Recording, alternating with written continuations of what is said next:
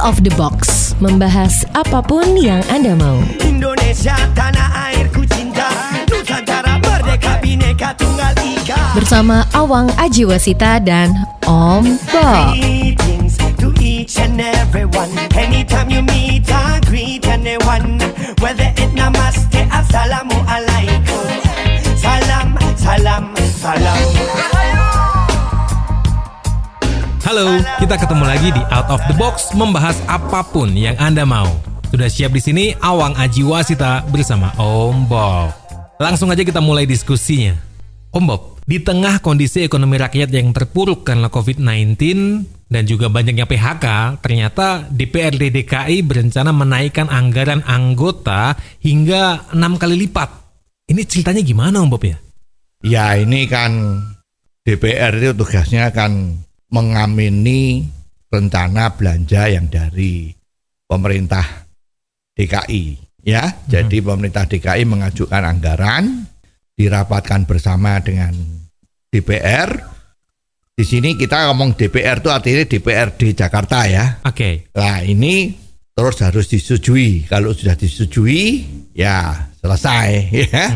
Nah kemarin itu untuk anggaran tahun 2021 itu kok kelihatannya adem ayem ya. Artinya belum ada pembahasan macam-macam, tapi deadline-nya itu sudah mepet ya. Nah kebetulan terdapat bocoran. Ya entah bagaimana ini mestinya ada sesuatu yang kurang baik dan ada orang yang baik ya, itu yang membocorkan. Dengan demikian terhembuslah rumor yang mengatakan bahwa anggaran untuk gaji dari para anggota DPR ini naiknya luar biasa. Ya. Jadi setahunnya itu untuk anggota DPR yang kurang lebih anggotanya 105 atau 106 tadi itu ya, around seperti itu anggarannya adalah 888 miliar sekian ya. Nah, kalau dihitung itu satu anggota DPR per tahunnya kurang lebih 8 miliar. Kalau dibagi 12 dianggap per bulan itu menjadi 700 jutaan. Wow. Oh, ini rekor. Perlu masuk di rekornya Muri ya. Agar memecahkan rekor ya. Kalau rekor Indonesia nomor 1 itu toh rekornya gaji paling besar untuk anggota DPR ya. Nah ini kan gagah ya. Luar biasa, mecahkan rekor itu luar biasa ya. Otomatis ini repot semua ya. Semua rakyat juga mikir nih loh. Kok luar biasa ya. Satu bulan kalau gaji itu 700 juta untuk di Indonesia itu ya luar biasa sekali. Gaji menteri, gaji presiden tuh nggak sampai segitu. Memang di dalam pengertian gaji ini adalah take home pay ya. Jadi uang yang dibawa pulang oleh para anggota DPR yang terhormat tadi. Jadi dalam itu masuk gaji pokok, termasuk tunjangan komunikasi. Komunikasi sekarang mahal kan? Internet. Terus komunikasi lewat handphone ya. Mungkin teleponnya itu sehari 20 jam ya. Jadi ini semua pakai ya, mungkin juga termasuk uang tunjangan sewa rumah ya, macam-macam. Pokoknya total take home pay-nya itu 700 jutaan. Wow. Wah, ini kan luar biasa ya.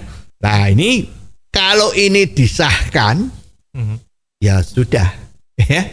Para anggota yang terhormat tadi itu menikmati gaji yang paling besar di Indonesia. Dan ini kan uangnya dari rakyat kan. Nggak cuma rakyat DKI ya. Rakyat di luar DKI yang bayar pajak itu juga kena imbasnya dong. Ya, pasti orang juga merasa, wah, ini kita yang kerja setengah mati membayar pajak, tetapi kok sama anggota wakil-wakil kita yang terhormat itu kok sepertinya dihambur-hamburkan, istilahnya ya foya-foya membuat anggaran untuk gajinya. Apalagi kalau DKI. Rakyat DKI ya lebih merasa nggak enak karena situasi pandemi sekarang ini banyak usaha-usaha di Jakarta yang tutup, banyak PHK ya. banyak usaha yang omsetnya dropnya nggak karuan. Itu kok malah anggota kita, wakil kita itu malah berfoya-foya dengan menaikkan gaji yang fantastis. Wah, ya. Nah ini kita patut beruntung ya bahwa ternyata sebelum ini disahkan ada bocoran.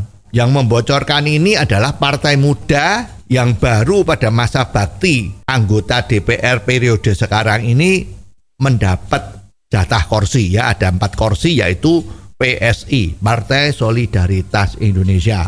Kebanyakannya kan orang-orang muda itu ya. Mereka menyebut sesama anggota itu pakai bro and sis. Oh iya. Brother and sister. Nah ya, ini bersuara lantang ya, dan ini tidak setuju. Dia mengatakan ini tidak setuju kalau kenaikannya seperti ini. Lah ini kan biasa kalau anak-anak muda itu sangat besar kemungkinan kan jiwa militannya itu masih ada. Idealisnya itu ada. Ya, jadi dia berani mengutarakan bahwa ini adalah tidak adil. Situasi lagi setengah mati, ekonomi lagi falling down, ini kok malah menaikkan gaji sebesar-besarnya. Nah ini dikhawatirkan nanti kalau DPR DKI ya, Jakarta ya, itu betul-betul ini lolos dinaikkan dengan demikian besarnya, ya semua akan ikut. DPR pusat, DPR kota-kota lain, provinsi lain yang mestinya ikut-ikut. Wah, ini berarti ada lampu hijau naik gaji ya. Jadi semua beramai-ramai naik gaji.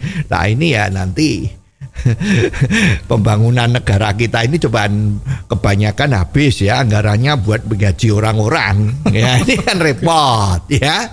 Oke, Om Bob, kita akan break dulu sebentar. Jangan lupa kalau Anda punya komentar tentang apapun juga, silakan dikirim melalui WhatsApp di 0878 5590 7788. Out of the Box, membahas apapun yang Anda mau. Kembali lagi di Out of the Box, membahas apapun yang Anda mau. Awang Ajiwasita bersama Om Bob. Kita akan lanjutkan lagi diskusinya. Om Bob, kenaikan gaji yang agak susah diterima di akal ini, apakah benar-benar bisa terjadi ya?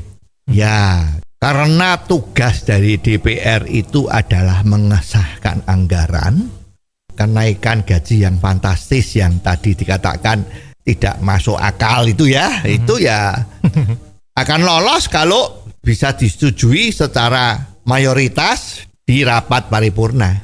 Banyak orang yang tanya ini ya, peraturan baru yang disahkan DPR ini bisa berlaku? Ya bisa kalau memang nanti dalam sidang paripurna itu lolos, yaitu mayoritas menyetujui. Nah pertanyaannya sekarang apakah mayoritas menyetujui? Nah itu ya kan? Nah kalau kita lihat dari kemarin, dari bocoran-bocoran dan banyak yang dibicarakan di media, itu rasa-rasanya bahaya ini ya, bisa lolos ini.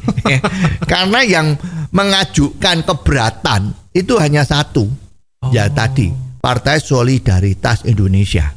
Hanya dia partai ini yang menyatakan keberatan. Dan kalau ditanya kepada beberapa partai yang lain itu, mereka selalu mengatakan itu kan baru rancangan. Ya. Ditanya apa betul itu anggarannya itu ada 88 miliar. Bilang, wah itu baru rancangan ya. Jadi tentu kalau macam-macam kayak gitu mungkin bisa berubah. Ya jadi sepertinya ini partai-partai yang lain itu sepertinya ini kurang transparan dan kurang berani mengutarakan apa yang ada. Ya bahkan ada juga salah satu anggota yang senior yang mengatakan kalau memang itu terjadi 8 miliar kan tidak hanya untuk gajinya saja. Itu kan di dalamnya termasuk biaya untuk sosialisasi kepada masyarakat ya. Wah, mungkin yang namanya sosialisasi itu kan kemungkinan ya bagi-bagi sembako ya kan, atau kumpul-kumpul ya, memberi ceramah-ceramah atau macam-macam ya lah, kemungkinan seperti itu ya. Jadi ini repot. Sekarang yang dipertanyakan adalah yang menentukan gaji para anggota DPR tadi dari yang mengusulkan sampai dengan yang mengesahkan itu kan DPR sendiri. Ya siapa yang akan menolak kalau dirinya dimuliakan dengan ditambah gajinya gede? Siapa yang nolak? Setuju atau tidak? Kalau gaji kamu naik, yang nentukan yang tanya tadi. Jadi yang kalau suruh nolak berarti para anggota DPR yang terhormat tadi itu kan menjadi penghasilannya berkurang. Ini kan susah. Jadi memang itu ada pameo yang masih tetap berlaku, ya. Seorang itu baru kelihatan karakternya kalau dia sudah duduk dalam situasi pemegang keputusan yang bergelimangan dengan uang. Atau harta lah ya. Jadi sekarang ini kan anggota DPR yang terhormat itu kan mempunyai kekuasaan untuk menentukan lolos atau tidaknya sebuah peraturan. Nah di dalamnya tadi itu ada peraturan untuk menentukan gajinya para anggota DPR. Ya bayangin kemarin yang gajinya take home pay-nya sebulan itu antara 100 sampai 200 juta, tiba-tiba ada rancangan yang minta disahkan mulai tahun depan itu menjadi hampir 3-4 kali lipatnya ya. Jadi tadi itu sebulannya 700 juta tadi itu. Coba ya kalau saya ditanyain seperti itu, kalau saya tidak mikir yang lain-lain ya, mau enggak yuk gajinya 700 juta kalau selama ini 200 juta? Ya pasti jawabannya mau. Ya jadi makanya kalau melihat situasi seperti ini, sistem penentuan gaji dari anggota DPR itu yang paling baik jangan yang nentukan anggota DPR. Jadi ini yang dikatakan semua peraturan itu dibuat dan ditentukan oleh orang yang tidak mempunyai konflik of interest. Ini kan mempunyai kepentingan. Saya menentukan gajinya saya sendiri. Ya, dia tidak mikir orang lain. Pokoknya gimana? Ya bagi saya ini nikmat ya. Oke, anggarannya ada enggak? Ada. Ya mau. Padahal ada situasi lain yang lebih membutuhkan itu, dan ini mengganggu rasa keadilan. Dan ini diajukan mepet dengan deadline loh, Bob. Iya itu, justru itu karena dipertanyakan juga ada apa. Ya konon sudah diminta mana anggarannya, tapi tetap tunggu dulu, masih belum. Nah sistem anggaran DPR itu kan transparan, bisa diakses lewat internet. Ya ternyata akses internetnya ini katanya on off. Waduh. Nggak tahu apa ini zaman sekarang yang dunia IT sudah demikian modernnya. Nah, Jakarta itu kan sudah terkenal ya di mana-mana ya namanya kecepatannya internetnya itu apalagi DPR itu pasti bagus kan? Iya. Karena yang akses kan seluruh Indonesia ya kan? Itu kan nggak mungkin kalau bandwidthnya lemot. Ya kan? Nah, tapi kok on off ya. Nah, ini juga dipertanyakan. Ya lah, terus juga ada isu-isu yang sempat rame ya, bahwa ini salah satu taktik mencoba untuk membungkam supaya tidak protes. Ini kalau perutnya kenyang kan nggak protes ya. Zaman orde lama itu kan selalu kalau perutnya lapar ya rakyatnya berontak ya, rakyatnya menjadi rame-rame demo itu kalau terjadi perutnya lapar. Ini juga demikian dengan pakai teori yang sama. Kalau ini lapar kemungkinan akan banyak protes dengan situasi sekarang yang terjadi yang dilakukan oleh eksekutif ya.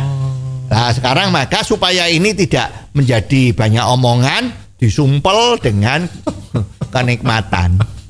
Kita akan lanjutkan setelah break ya Om Bob. Kalau Anda punya komentar tentang apapun juga, silakan dikirim melalui WhatsApp di 0878 5590 7788. Out of the Box, membahas apapun yang Anda mau. Kembali lagi di Out of the Box, membahas apapun yang Anda mau. Awang Ajiwasita bersama Om Bob. Kalau tadi sempat ada anggapan bahwa jangan-jangan kenaikan anggaran ini terjadi untuk menghindari suara-suara perlawanan kepada eksekutif. Ya kalau kita mau nekat ngomong kan ini semacam gratifikasi tapi yang diresmikan. Sekarang kalau tidak ada anggarannya, tiba-tiba seluruh anggota DPR itu terus dikasih gratifikasi. Ini misalnya apa ya? Nggak tahu deh ya. Mungkin hadiah akhir tahun misalnya seperti itu. Itu kan nggak ada anggarannya. Nah itu kan bisa dikategorikan korupsi. Oh. Ya, tapi kalau ini anggaran gaji yang dinaikkan dan sudah disahkan oleh DPR sendiri, ya dengan rame-rame itu rapi-rapi lah pakai jas, wangi-wangi, disorot TV itu tanda tangan gitu. Ini kan seolah-olah ya tadi itu toh, seolah-olah ini adalah gratifikasi yang dilegalkan. Itu kan nggak bisa dituntut. Nah ini ada yang ngomong seperti itu ya, diduga ini ada permainan seperti itu ya. Jadi ya rakyat supaya tahu lah ya, kemarin kalau kita nonton beberapa video-video yang viral itu ya memang ini luar biasa ya. Bahkan ada yang membandingkan gaji DPR yang ada di Australia sama gaji DPR yang di Singapura. Itu lebih tinggi gaji yang di DPR Jakarta tadi itu. Oh, Padahal tingkat kehidupan di Australia sama tingkat kehidupan di Singapura dibandingkan dengan tingkat kehidupan di Indonesia itu jauh sekali. Ya, GNP-nya itu kalau di Singapura itu kan setahunnya mungkin udah hampir $100,000 per orang. Di Indonesia baru berapa? 10.000 mungkin. Tapi kok gajinya DPR malah lebih gede. Wah ini kan menimbulkan tanda tanya yang besar. Ini memang repot. ini kemungkinannya apa sih Om Bob, kok pengajuan anggarannya ini mepet-mepet ke deadline gini? Ya kita nggak ngerti. Ya namanya satu kerjaan mundur itu kan banyak faktornya. Mungkin yang nyusun itu atau yang nanda tangani lagi kena COVID-19. Kenapa bisa kena COVID-19 ya? Wah itu kemarin kan rame-rame nggak karuan tuh. Ya sepanjang jalan airport yang macet barang itu ya mungkin bisa jadi penyebabnya.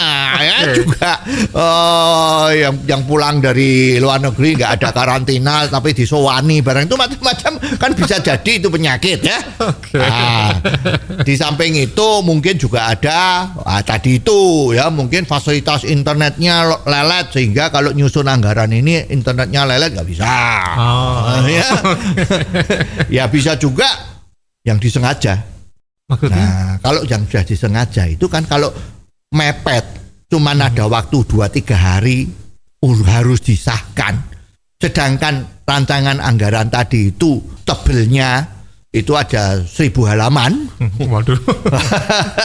Lah, itu anggota DPR yang serius mau meliatin lembaran-lembaran itu sampai tidak tidur, matanya bahasa Jawanya mendelik, ya. Minum kopi banyak pokoknya supaya lihat, itu juga nggak selesai. Kalau udah nggak selesai gimana? Karena harus disahkan dan DPR itu kalau sudah deadline mengesahkan kan harus berhasil disahkan agar supaya kinerjanya DPR itu bagus. Ya tidak peduli yang disahkan itu nanti diralat lagi atau harus dirubah-rubah lagi, itu urusan belakang. Pokoknya disahkan dulu. Lah kalau sudah disahkan, loloslah anggaran tadi itu. Yang rugi siapa? Rakyat. Sekarang yang dipertanyakan, kenapa kok di dalam mengajukan rencana anggaran belanja tadi itu bisa mundur terus sampai mendekati deadline? Ini pertanyaan yang harus dijawab. Dan harus diinvestigasi sebetulnya apa yang terjadi. Nah, kemungkinan besar bahwa kalau terjadi penyerahan rancangan anggaran belanja tahunan itu tidak ada sanksinya kalau terlambat, ya jadinya seperti ini. Ya, jadi kalau dikhawatirkan memang itu nggak ada ketentuan. Kalau terlambat sanksinya apa? Jadi kejadian rancangan anggaran yang diajukan ke DPR, kalau diajukan DPR itu kan semua anggota DPR berhak untuk melihat. Juga akses di internet yang dibuka untuk publik juga harus bisa dibuka, sehingga banyak masukan-masukan yang diharapkan masuk dari publik dan anggota DPR yang terhormat tadi. Nah kalau ini mepet-mepet dan online-nya itu on off, ini ada apa? Berarti ini kan mempersulit anggota DPR yang menjadi wakil-wakil kita ini untuk meneliti, dan juga publik tidak bisa melihat dengan seksama. Walaupun nanti diklaim ini kan sudah diserahkan ke anggota DPR untuk diteliti. Wah, ini udah dimasukkan di websitenya agar supaya publik bisa melihat. Nah, itu kan ngomongnya gitu, tapi prakteknya on off. Yang ini prakteknya kurang 3 hari atau berapa hari yang mepet sekali baru dikasihkan. Itu aja udah diminta terus-terusan ya. Dan kejadian ini rasanya nggak cuma sekali. Ya sudah beberapa kali sejak mulainya masa bakti DPR kita yang sekarang ini. Ya lah, ini kan jadi problem. Oke. Om Bob, kita break dulu sebentar. Sambil terus Awang ingetin, kalau Anda punya komentar silakan dikirim melalui WhatsApp di 0878 5590 7788. Out of the box, membahas apapun yang Anda mau. Terima kasih Anda masih terus bersama Awang Ajiwasita dan Om Bob. Tentunya di Out of the Box, membahas apapun yang Anda mau. Sebelum kita lanjut, jangan lupa Anda bisa kirimkan komentar Anda tentang apapun juga. Anda bisa kirim melalui WhatsApp di 0878 5590 7788. Nah, tadi kita sudah berdiskusi tentang pengajuan anggaran yang mepet dengan deadline. Tapi kalau ini nggak ada aturannya, terus gimana Om Bob? Iya. Kalau ini tidak ada aturannya seperti itu, ya ini ceritanya. Itu ya peraturan yang dibuat ini ya ada cacat lahir. Nah, kalau udah cacat lahir gimana? Ya diperbaiki. Ya harus ada sanksinya, dan sanksinya itu jangan cuma administrasi. Ya, kelemahan di Indonesia itu menurut pakar-pakar manajemen, ya pakar-pakar politik di dunia-dunia di luar yang hebat-hebat itu, kalau di Indonesia itu kurang tegas. Kalau diberi sanksi, selalu dimulai dengan sanksi administrasi. Ya itu kan SP1, SP2, SP3. Nah, kalau sudah baru meningkat lagi skors, diberhentikan sementara. Wah, itu bisa panjang. Jadi mestinya kalau sudah ada pelanggaran seperti ini yang sifatnya itu sangat penting, penyerahan rancangan anggaran belanja itu adalah sangat penting menentukan nasib untuk tahun depan dari banyak orang. Ini penting atau tidak? Nah, ini kan kalau ini tidak dianggap penting ya wis ya. Tapi itu nggak sehat, itu bukan akal sehat. Kalau akal sehat mengatakan ya itu penting sekali. Nah, kalau penting sekali ternyata penyerahan rancangan kepada anggota DPR itu ternyata mundur terus sampai mendekati deadline cuman beberapa hari, seminggu lah, itu aja sudah terlalu mepet. Itu bagaimana? Apa sanksinya? Oke, kalau dikatakan, waduh, ini karena anggarannya kalau Jakarta kan berapa itu? 80 triliun kan? Itu memerlukan waktu yang sangat banyak di dalam menyusun, ya kan? Aku daerah-daerah lain cuma 10 triliun, itu kan kecil ya. Ini 80 triliun. Itu diperlukan waktu yang sangat banyak sehingga tidak bisa selesai. Nah, itu kesimpulannya ya eksekutifnya itu nggak mampu. Kayak gitu. Kalau nggak bisa menyelesaikan rancangan anggaran belanja, berarti ya dia nggak mampu. Nah, ini satu. Ya. Nah, nomor 2 mungkin juga mampu, ya, tapi karena banyak lika-liku mikir-mikir supaya ini nanti cepat lolos, sesuatu yang kurang elok ya. Dulu kan yang ramai itu kan iPhone.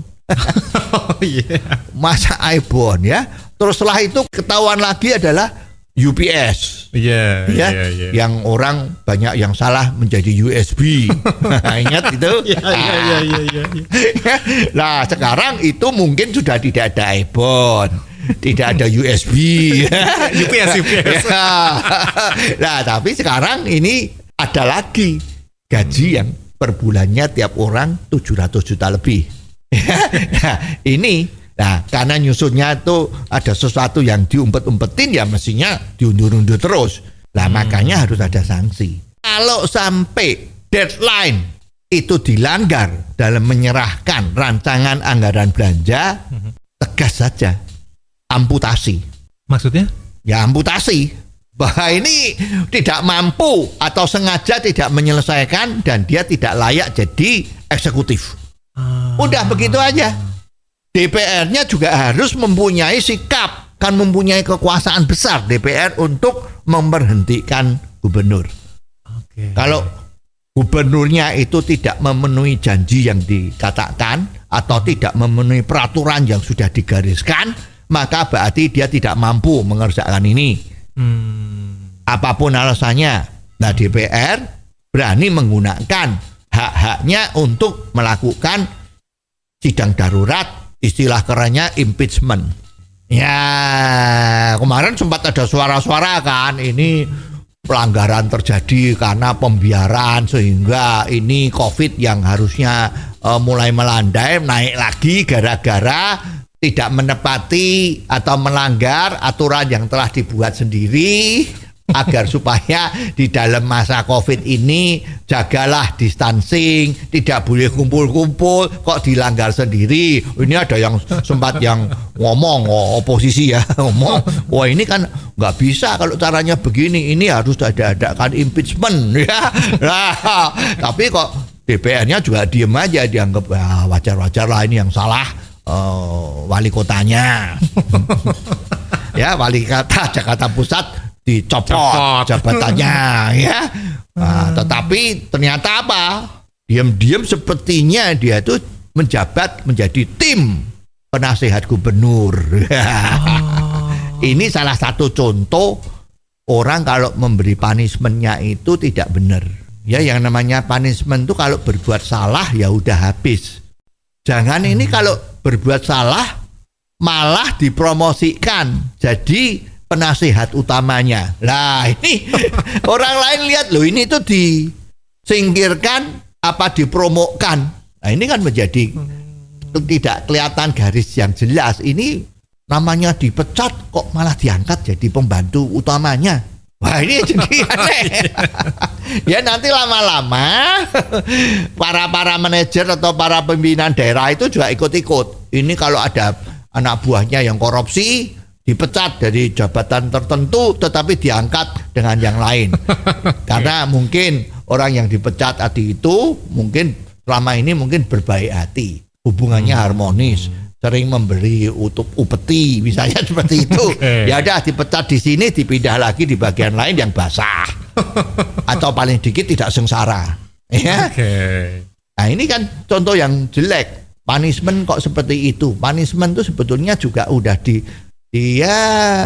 dihukum agar kapok ya. Jadi ingat itu ada pepatah zaman kuno itu, kalau ada satu orang yang berbuat salah, dia harus dihukum seberat-beratnya supaya nangis ya, bila perlu nangis 7 turunan.